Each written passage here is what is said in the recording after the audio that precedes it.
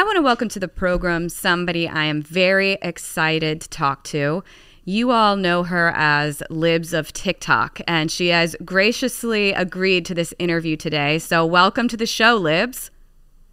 Hi, thanks for having me on. We're so glad to have you here, and we have a lot to cover, but I just wanted to get right into it. And to get started, I was just curious, what was your professional background before you started these accounts? What were you doing, and were you involved in politics at all? So I have never been in politics before I started Libs of Tik Tok. I had an office job not related at all to politics or to journalism or to media. And then I started Libs of Tik Tok, and obviously it changed my life. So when did you start your account? And then could you also give like a little background about what it is and what you do exactly with your account?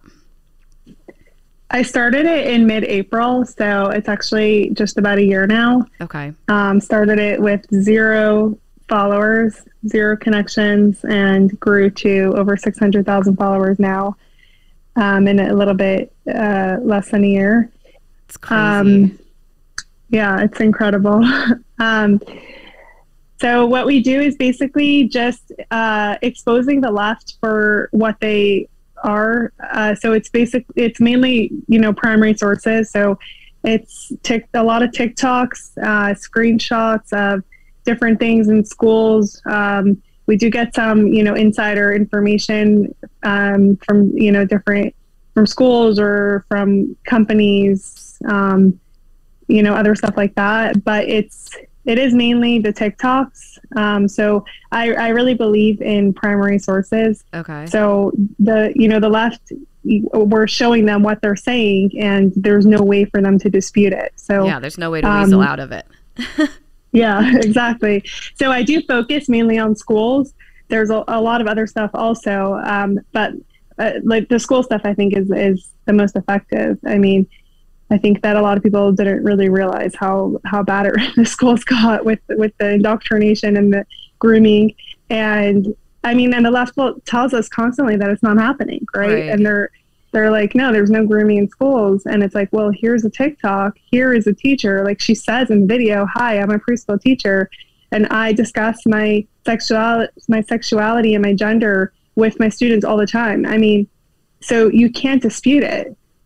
Right. Absolutely. So you started it about a year ago. So what made you, were you working at the same time and thinking, I'm just going to start this on the side, or what made you make that leap? Yeah, I was working, as I said, an office job, and I did not start it with the intention of it becoming what it has become. So it wasn't like a decision, the schools got really bad, let me start an account that's going to expose it. I actually didn't even know myself how bad it was until I started doing it. So it was really just for fun. Like, I mean, TikTok, I think really, it got very big in the US, I think during COVID. Right. So that, and, I started a little bit like sort of after COVID, but it was around that time, when, a lot of people really started hearing about TikTok a lot, and, their users, jumped a lot. And I was just like, I'll post funny TikToks to Twitter. So it was just you searching the feed for however long and just saying, this is good content. I'll put it up there and see how it takes off. Yeah, exactly. Fascinating. So now are you still scouring TikTok or Instagram or whatever, or is most of your information, do you get it from DMs or people on the inside who are trying to expose their own educational system? I actually do still spend a lot of time scrolling through TikTok to find content. That's where I got started, and I value that. And I think there is a lot of value in showing the TikToks and what the people on the left are saying themselves. So that's something that I think is always going to be a big part of my brand. It's also in the name. Right. The TikToks people do send me some, but I definitely spend quite a bit of time scrolling TikTok myself. So what's been the most shocking thing that you've seen so far? I'm dying to know. I mean, I know I've seen so much of what you post, but I can't even imagine what you have to look at day after day. My most shocking post? Yeah, that you can recall.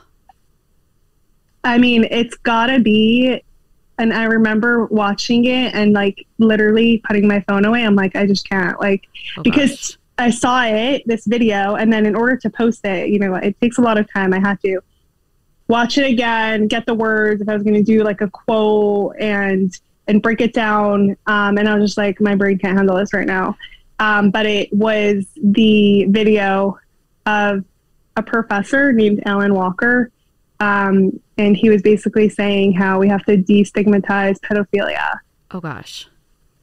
And it was like a 20-minute video. And I was like, oh my God, like my brain was like melting. That is it was wild. So bad. Did you feel really like bad. You had to do like a mental cleanse after that one? Yeah, 100%. And to post it originally, it took me like a few hours from when I first saw it. I'm just like, I can't, because it took so much mental energy to have to watch it again. And then, you know, I had to like pull, you know, parts of the clip. I can't post a 20-minute clip to Twitter. So I had to pull certain parts of it and break it down. And it took so much mental and emotional energy, and it hurt my brain. I was going to say, does it take a toll on you just overall, just having to just wade through all that content and think, oh my gosh, this is the stuff that's being, I mean, as an adult watching your feed, it's it's shocking and crazy to me. And I feel like it somewhat messes with my brain. And it's crazy that these are the people who are they're saying this stuff to kids. I mean, I can't even imagine. Yeah. So, I mean, now I started breaking down the time. So I won't spend more than like an hour at a time on TikTok. I think more than that, it does actually start to really get to your brain. And for a lot of people, it's probably a much shorter amount of time. But I sort of figured out how to separate it from, you know, for me, when I'm scrolling TikTok, it's kind of like I'm on a mission. So it's like I'm finding content as opposed to just for leisure. So I think that if someone's scrolling just for fun or because they're bored, they'll probably have to stop after about 20 minutes. Right. I mean, it's really bad. Have you been, you touched on a little bit earlier, but your account just has grown wildly. Were you shocked by that success? I mean, given that it was something that you kind of started on the side, it must feel like a wild ride that you've been on. Absolutely. And I mean, I have to thank Joe Rogan for that. I think he was one of like the first people. I mean, I remember him giving me a shout out when I had like 65,000 followers. Oh, wow. And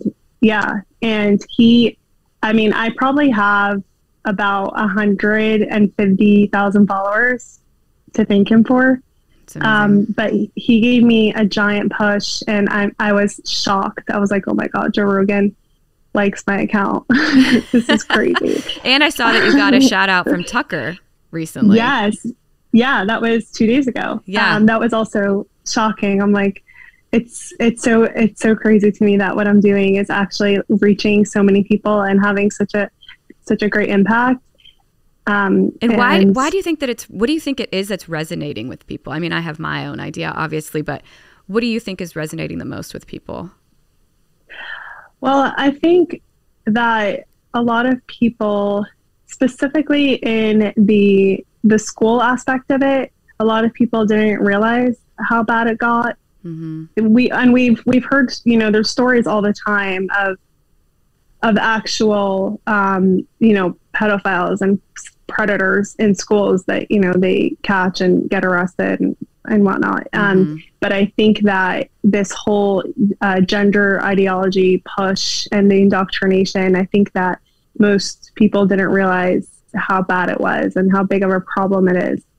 And it's everywhere. Yeah, that's a good point too, because I feel like unlike when, well, I'm like an older millennial, but unlike when we were coming through the schools, you know, we had textbooks and everything that we took home and our parents saw. And I don't have kids, but I have tons of nieces and nephews. And it's kind of remarkable. Like they don't bring stuff home. They don't have textbooks that they're bringing home. They don't have, parents don't really get a full, clear picture of what the curriculum is. And even if you ask and push for questions, everyone is so shady about what their kids are learning. So I think you're right. I mean, I don't think anybody had any idea what the depths were of what was being taught to their children for so long. And I think that COVID probably helped expose some of that on its own as well. Yeah. Yeah. COVID definitely helped because parents were finally able to see, because, the kids were doing the Zoom classes and in the house, and parents were like, wait, that's your teacher? Exactly. What is she talking about? It's like, what just happened to math and science? Yeah, exactly.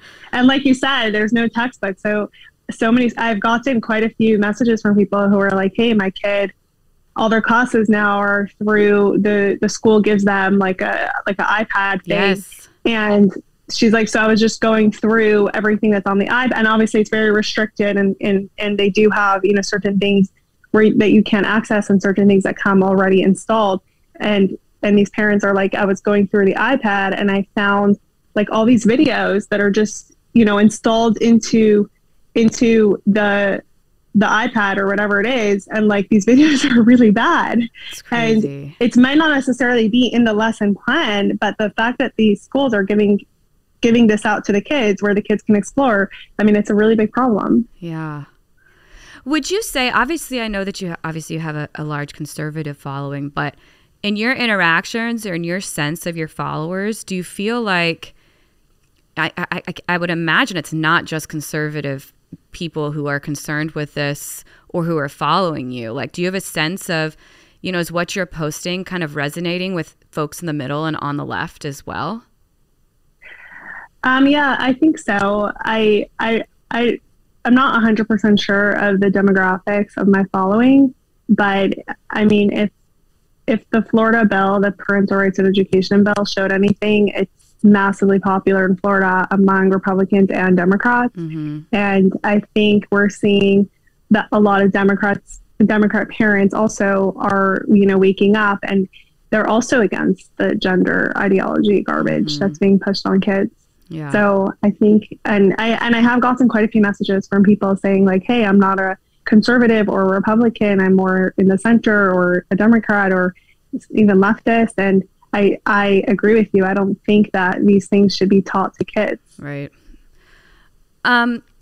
You have had so much success, not just in your followers, but also in, really being directly responsible for getting some of these bad actors out of the education system and really holding some of these school systems to account. Like, how do you feel about that when you're like, oh my goodness, what I posted actually had a direct impact on something? It's something that I never expected when I first started out. And every time it happens now, it's like shocking to me all over again. I'm like, oh my God, like things are being done about this. There's been quite a few teachers actually got fired because of what I posted, which I have mixed feelings about, because it's not easy to be the one responsible for that, for someone losing their job. On the other hand, these people, some of them are literally evil and they're grooming kids. So like, I'm just going to say it outright, and they should not be in schools. They should not be teachers. And it's really good that they're not teaching anymore. But to be the one responsible for that, it is a little bit hard for me, but I think it has to be done. Yeah, a little mixed bag, but I think the result is definitely worth it for the sake of the kids. 100%. Yeah, 100%. Yeah. We touched on this a little bit before, but just with all the things that you have to see on a daily basis, I would love to know, like, do you feel hopeful for our collective future here? Given kind of all the madness that you see and post about, do you feel like, we still have a fighting chance for this next couple of generations? Yeah, 100% we do. Specifically, I guess the interview has been focusing on the schools. So specifically in the school aspect, I think we definitely have a chance. we saw major wins last November for conservatives being elected to school boards.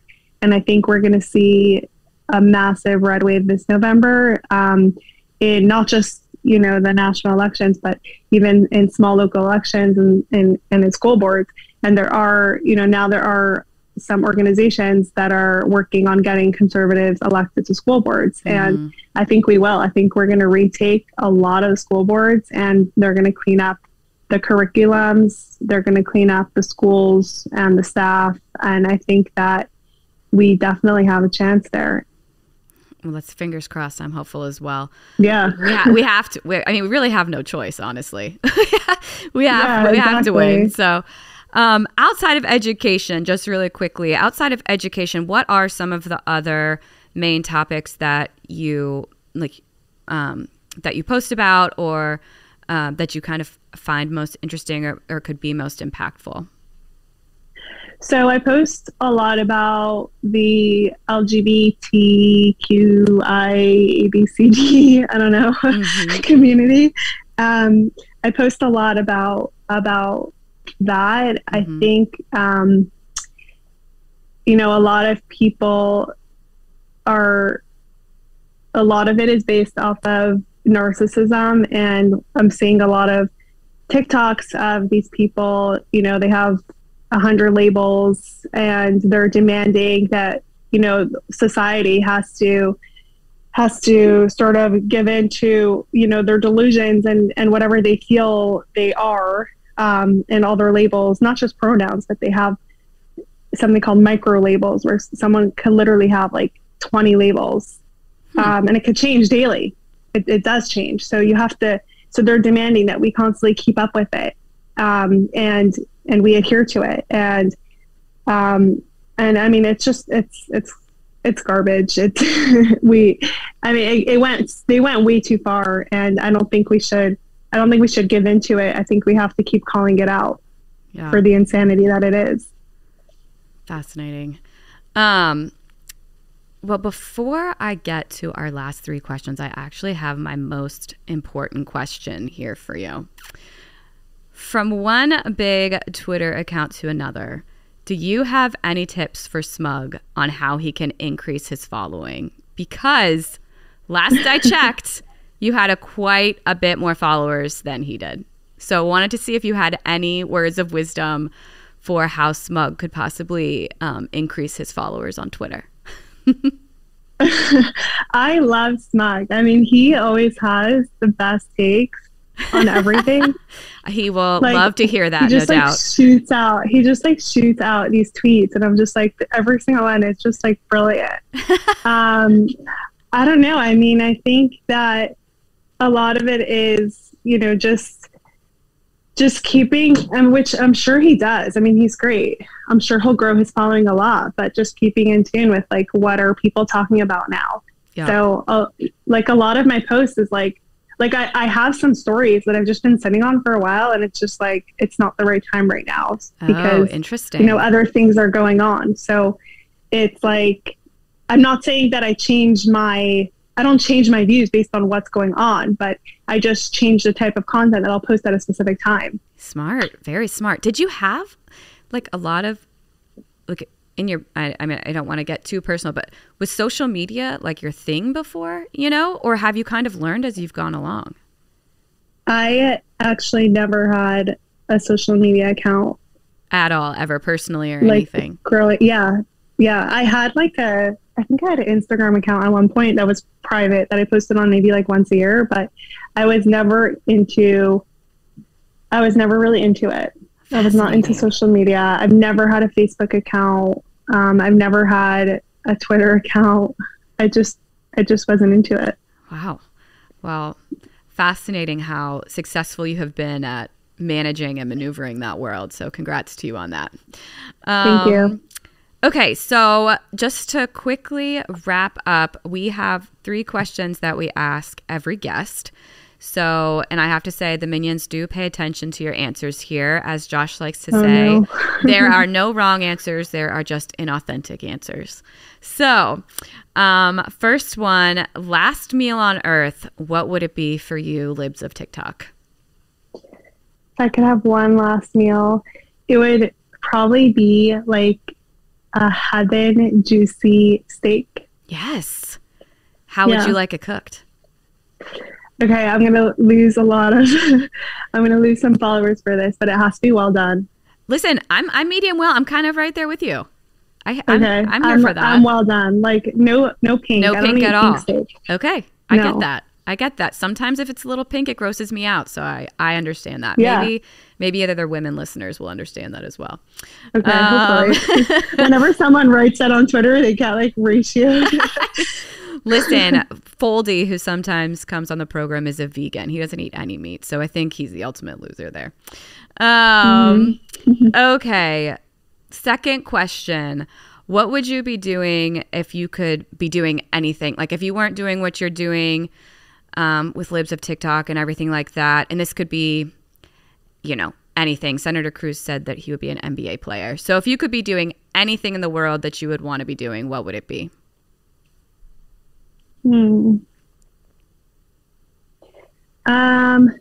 I think I would love to be one of those like travel bloggers. They travel the world and they get sponsored by all the hotels and other companies. And they just travel the entire world like for free. Yes. And I think I would love to be one of those. Do you have a place on your list that you would like to travel to first? I have a couple places. I think my first would be, well, I have traveled a lot. I've been to quite a few countries. I love traveling. But I think that a place that I've never been to that's high up on my list is probably Japan. Yes, me too. Libs of Tik Tok and Ruthless Unite. We're going to Japan. Yes, we're going. Let's go. I'm ready. Well, some of my friends went there somewhat recently and said it was just amazing. They had very high things to say about it. So I'm with you on that. Yeah, it looks incredible. I've heard great feedback. Okay, last question, which sometimes comes with a little bit of an explanation here, but in what you're doing, what motivates you more, the thrill of victory or the agony of defeat? And this is, everybody wants to win, but is what motivates you winning, or is what motivates you the thought of losing is too painful? So you have to keep going. I think the thought of victory motivates me a lot more. Okay, thrill of victory. Are you asking like in regards to my account or me personally? Yeah, it's in regards to your account. Yeah. Well, the thing with my account is that if it's a massive fail and I get defeated, then I could just move on with life and no one knows who I am and it's great. But no, in general, even if I did share my personal information, I think in general the thrill of victory motivates me a lot. Whenever we have a big victory through my account, like a crazy groomer teacher being fired, it really fires me up a lot. And then I'm like, okay, this is amazing. And I go out and post another, bombshell story. And I'm just like so motivated to go post the best content ever. Gosh, well, listen, it's amazing to watch you do what you do. And it's amazing to watch your success and to see, the direct impact you're having and how much you're opening the eyes of so many to what's really going on in our schools and other places. So it's very impressive to watch. And if people do want to follow you or, support you, where I know obviously you're on Libs of Tik Tok, they can follow you at that handle. Is there anything else? I believe I saw that they can subscribe to one of your email lists now. Is that right? Yeah. So I just made a newsletter, because I'm hoping to be putting out some more like detailed stories. Okay. It's a little bit restricting with social media, really giving more explanation and some background to a specific story. So I did just launch a newsletter. Haven't put out any issues yet, but working on the first one. Okay. So it's right on my profile, if you go on it, there's a big button there that says subscribe to newsletter. So okay, perfect. There's that, and I'm on all social media, Instagram, all social medias, Libs of Tik Tok. Okay, perfect. Well, thank you so much for joining us on the show. We really appreciate it. It's been fascinating chatting with you and hearing more about what you do. And keep in touch. If you ever have a good story that you want to break on Ruthless, come back. Thank you. Yeah, it's been really nice. And tell Smug I'm a huge fan of his. I will. Thank you so much. All right. Bye. Take care. Bye.